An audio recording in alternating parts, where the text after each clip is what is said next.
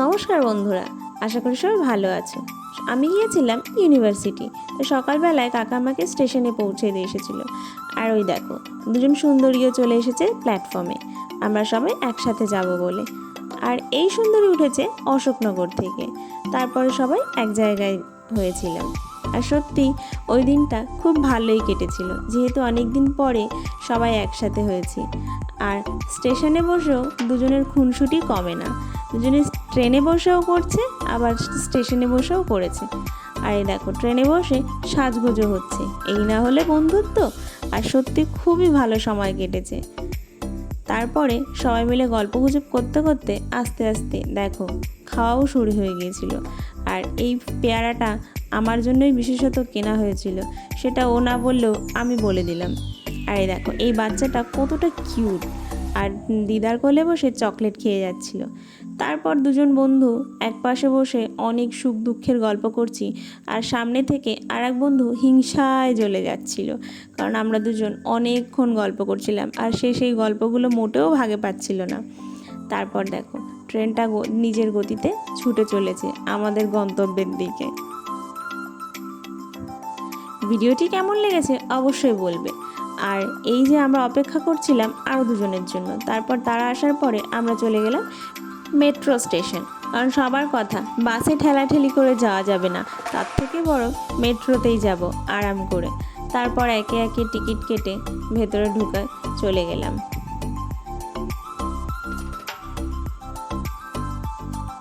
আর এই দেখো, সব লাইন দিয়ে বসেছে। আর তারপরে আমরা নেমেও গিয়েছিলাম করুণাময়ী মেট্রো স্টেশন। তারপরে কেউ সিঁড়ি দিয়ে যাবে না, সবাই লিফটের জন্য দাঁড়িয়েছিল।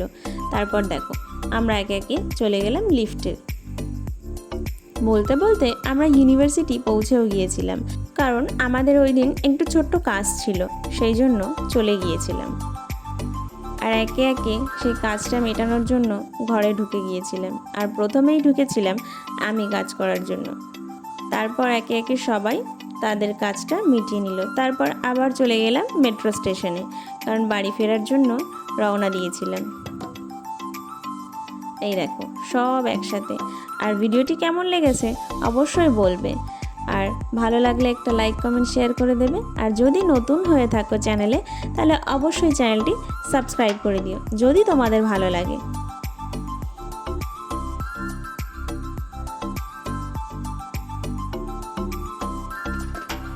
আর এই দেখো, শিয়ালদা এসে এই মেট্রো স্টেশনে কি যে ভিড় হয় সিঁড়িতে, সত্যি কথা।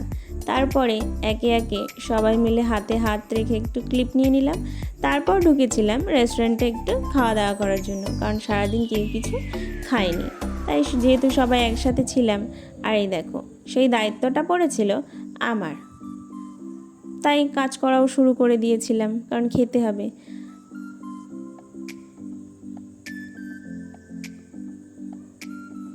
আর এই দেখো, আমাদের দৃষ্টি কিন্তু রেডি যুদ্ধে নামার জন্য, ওই জন্য প্রস্তুতিও নিয়ে নিয়েছিল। আর এই যে প্রস্তুতি শুরুও করে দিয়েছে, কারণ সেই দায়িত্বটা দৃষ্টিকে দেওয়া হয়েছিল। আর বাদবাকি সবাই ফোন ঘাঁটতে ব্যস্ত ছিল।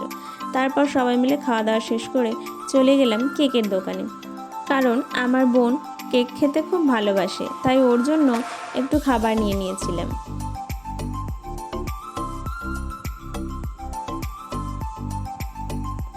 তারপর চলে গিয়েছিলাম সোনার দোকানে, বান্ধবীর একটু সোনার দোকানে কাজ করার ছিল। আর এইভাবেই সারাদিনটি কেটে গেল। আর ভিডিওটি এই পর্যন্তই, দেখা হবে পরের কোনো ভিডিওতে। আর এই দেখো, এটা আমাদের গাছের লেবু।